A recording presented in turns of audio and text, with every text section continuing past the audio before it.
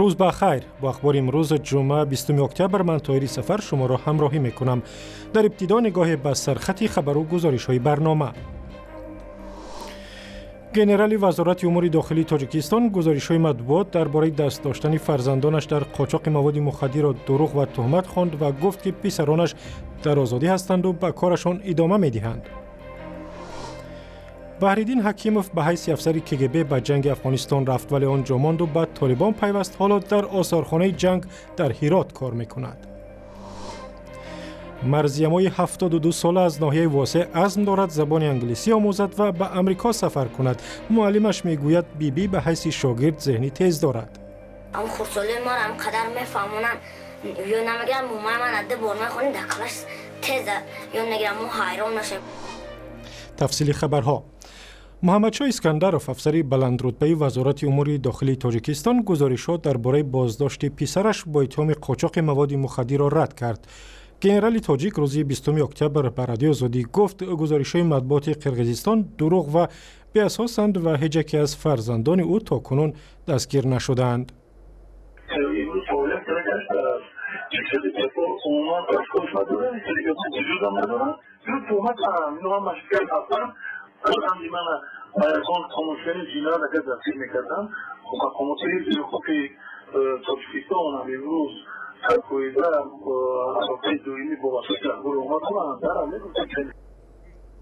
دو رسانه اینترنتی قرقیزستان روز 19 اکتبر گفتند که پسر گنرال وزارت امور داخلی تاجیکستان به قاچاق مواد مخدر به قرقیزستان و روسیه مشغول بوده است و او را ماه پیش با 20 کیلو مواد مخدر دستگیر کردند. محمدشاه اسکندرов یکی از فرماندهان شناخته از زمان جنگ داخلی عین زمان سردار شعبه امور داخلی شهر ترسونزاده است. بار اول در 15 سال اخیر مسائل آزادی مطبوعات در آسیا مرکزی را با مساعدت سازمان امنیت و همکاری اروپا در شهر تاشکند بررسی کردند. در همایش روز 19 اکتبر در پایتخت ازبکستان دهها خبرنگار و نمایندگان سازمان‌های بین‌المللی و حامیان حقوق شرکت داشتند. به نشست خبرنگاران رسانه‌های مستقل از ازبکستان و ترکمنستان هم آمدند که وبسایت‌های آنها در قلمرو هر دو کشور بسته است. جزئیات بیشتر در گزارش همکاران ما. تشکیل کنندگان میگویند برگزاری این چهاربینی در تاشکند بیانگری فضای آزادی چند اندیشی است که از سوی رهبریت ازبکستان پشتیبانی می شود. سرور آتامرادوف معاون رئیس پارلمان ازبکستان نیز از این نقطه نظر جانبداری می کند که در رسم کشایش این چهاربینی شرکت کرد. آیا در اصل چنین هست و یا نه؟ پاسخ دادن مشکل است، در حالی که در این کشور در رابطه با آزادی ژورنالیستیک کنفرانس برگزار می شود. بسیاری از برنامه‌های رسانه‌های مستقل در ازبکستان بسته باقی می‌مانند. روز یکم کنفرانس خیلی یک رنگ دایر شد. موضوعهای مبرم مثل آزادی بیان، سنزور، مسدود کنی تارنامه‌ها، فشار بالای خبرنگاران در روز دوم بدون شرکت نمایندگان پارلمان ازبکستان بررسی شدند. نوابسته به این تشکیل کنندگان این کنفرانس تاکید کردند که خودی برگزار شدن این کنفرانس در تاشکند الکی یک قدم مثبت است، با نظر داشت آنکه سالهای زیاد وضع آزادی بیان در این کشور نیروهای دموکراتی سوریه که از طرف امریکا حمایت میشوند به پاککاری شهری رقه شروع کردند که این شهر روز شنبه از دست گروهی به نام دولت اسلامی آزاد شد. رقه را جنگجویان این گروه افراطی سال 2014 اشغال کردند و پایتخت خود اعلان کردند. ائتلاف رزمندگان کرد و عرب با حمایت نیروهای ائتلافی روز سه‌شنبه گذشته شهر رقه را گرفتند. آیا محو گروه دولت اسلامی یا که اشغال شهر رقه معنی محو گروه دولت اسلامی را دارد؟ در این باره صحبت داشتم با سرگئی دانیلچکین شورای امور خاورمیانه در رادیو آزادی و نخست از او پرسیدم که آیا شکست گروهی به نام دولت اسلامی تا کجا معنی از بین رفتن این گروه را دارد و تا چه حد ضربه سخت به این گروه به حساب می رود. Безусловно, это сильный стратегический военный удар, если мы рассматриваем это чисто с اگر از نظر نظامی بگیریم بیشک این یک ضربه سخت استراتژی و نظامی به گروه دولت اسلامی است. البته ضربه سیاسی نیز هست، چون بعد از سقوط شهر موصل عراق رقه را به اصطلاح پایتخت نو خلافت اسلامی اعلان کردند. رهبران گروه از موصل به رقه رفتند. بنابراین معلوم بود که سرنوشت این شهر حل شده است و نیروهای ائتلاف شهر را مورد حمله قرار داده و آن را از دست جنگجویان میگیرند. حالا جنگجویان به گروه بندی و تغییر مکان شروع میکنند. ما میدانیم که این سازمان مقاومت میکند و اصولهای جنگ و استراتژیش را با نظرداشت شرایط عوض میکند. برای همین باید انتظار شد که این سازمان به گروه بندی جنگجویان و تغییر مکان آغاز میکند. سرگئی تخمین های بود که در صورت شکست سخت گروه دولتی اسلامی در سوریه و عراق جنگجویان آن به خصوص جنگجویانی که از کشورهای آسیای مرکزی از جمله تاجیکستان هم رفتند میتوانند به منطقه برگردند و در آنجا خطر ایجاد کنند. آیا این احتمال وجود دارد یا منطقه زیاد دور است؟ Безусловно, те, кто в свое время выдвинулся на Ближний Восток из других стран. بیشک آنهایی که از دیگر کشورها از جمله از آسیای مرکزی به خاور میانه رفتند. با آنجا نه تنها شهروندان تاجیکستان و ازبکستان رفتند، تعداد زیادی از قرقیزها نیز به عراق و سوریه رفتند. آنها با هدفهای گوناگون از جمله کمک برای تأسیس خلافت اسلامی رفتند. ولی با شکست گروه دولت اسلامی هدفهایشان برباد رفت و طبیعی است که آنها به وطنشان برمیگردند. اینجا دو مسئله است. اول اینکه آیا آنها برای اطرافیان خطر ایجاد میکنند و با آنها چگونه باید مناسبت کرد. البته مقامات از برگشت آنها نگران هستند، چون معلوم نیست که آیا این افراد از عقیده هایشان دست کشیدند و میخواهند به زندگی آسایشته برگردند. البته نفرت بعضی ها از بین نرفته است و البته سعی میکنند در جایهای نو عملهای تروریستی انجام بدهند. شاید بعضی دیگر از آنچه که در خاور میانه دیدند پشیمان شدند و میخواهند به زندگی آسایشته برگردند. مهم آن است که جامعه با آنها چگونه مناسبت میکند. البته باید با آنها احتیاط کرد تا فریب خورده از دست آنها آسیب نبینند. از طرف دیگر جامعه و اطرافیان باید به آنهایی که پشیمان شدند و نیت صمیمی بازگشت به زندگی آسایشته را دارند کمک کنند. مشکلی در همین جاست، ولی بیشک جنگجویان به زادگاه‌های خود برمیگردند. Вот я думаю, тут такая сложность. Но безусловно эти люди будут возвращаться. و مصاحبه کامل در این باره در وبسایت azadi.org و همین گونه در کانال آزادی ویدیو در یوتیوب نشر می شود.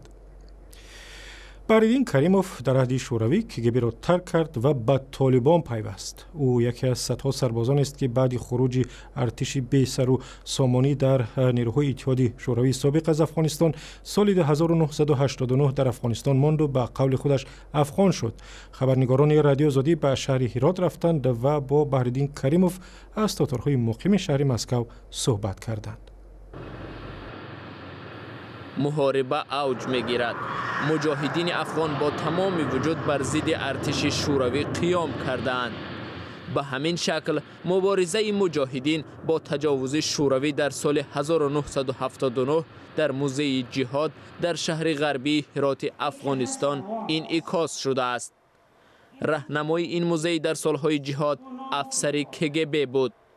او بهردین حکیموف است که از مسکو به اینجا آمده بود. ای تا وقتا بود که همینطور مثل بارش همین مرمی ها از این ور از اون ور یک سر خدا پاک بس همین میریخ بالای ما میریخ بالای از اونا میریخ. یعنی بالای ما همانقدر مشکل نبود، بالای افغان ها بیشتر مشکل. در این لوحه عکس 40 افسر شوروی نصب شده است که سالهای جهاد به مثل حکیموف در گرد و اطراف هرات به نام و نشان شده‌اند. حکیموف میگوید وقتی او به اسارت افتید کسی از او یاد نکرد. در این حال او به اسلام رو آورده به مجاهدین پیوست.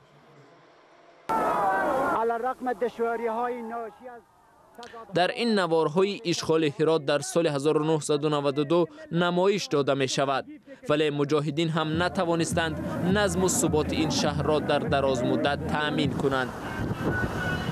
سال 1995 هرات به تصرف طالبان گذشت.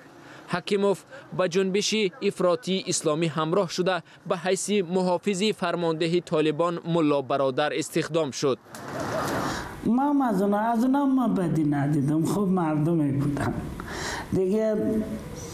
ما وقت ملا برادر با تانگ میچلندم، ماشین ماربی میچلندم، اونم سوار میکردم از جایی که میرم داخل ماشین ماربی بس. در سال 2001 با آغاز عملیات ائتلاف بین المللی در افغانستان طالبان از سر قدرت برکنار شدند و حکیموف هم بار دیگر موقع خود را تغییر داد. این منزل زیست فرمانده مشهور دوران شوروی اسماعیل خان است. او در گذشته رهبری ولایت هرات را بر دوش داشت و حالا هم بعضی‌ها او را یکی از نیرومندترین سیاستمداران غرب افغانستان مینامند. اسماعیل خان چندین سال این جانب حکیموف را میشناسد و او را با لقب عبدالله یاد میکند. عبدالله بچه بسیار خوب است. عبدالله دیگه اعتقاد و باور نداره که دیگه به روسیه بره. اجازه تا 2 دفعه ازدواج کرده و خوب است که گفتیم قصه جنگ روسار به شکل واقعی، چون کسایی که میای منظر جهاد میبینه باش که از زبان خود از نابشنوه به مردم بیشتر ذهن نشین و دل نشین میشه.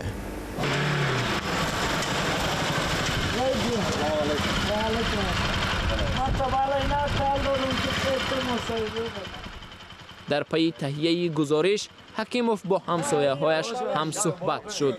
بعضی‌ها او را خائن و دیگران افغان می‌شمارند.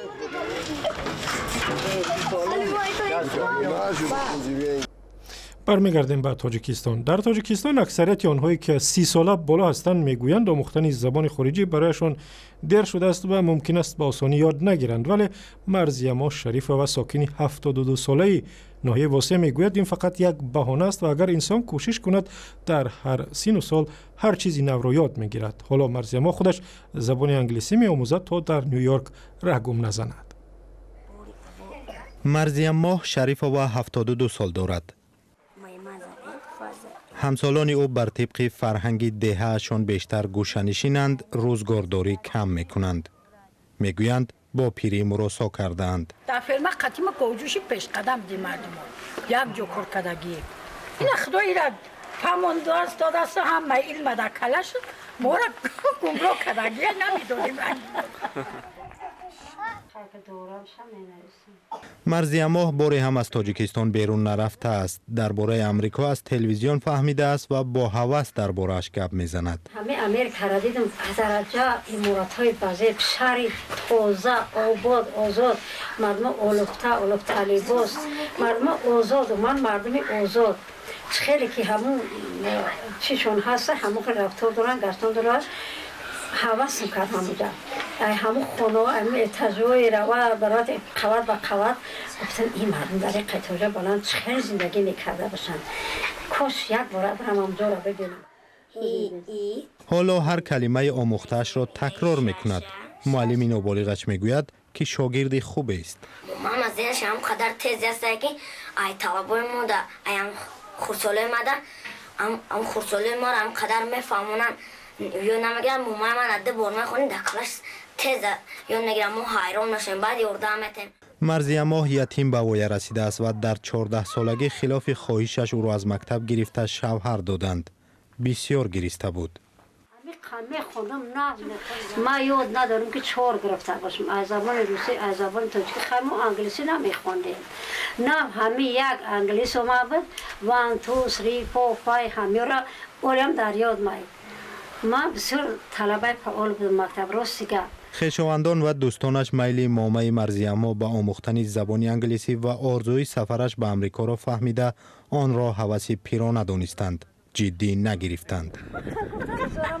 گفتیم شرم نمیکن در 30 سال تو امروز توفقای ممبری تو هم زبان انگلیسی یاد میگیری بگم چی میرم تماشا امریکا. مرزیما شریفه میگوید انسان در همه سن و سال به دانش احتیاج دارد و نباید از آموختن دست کشد.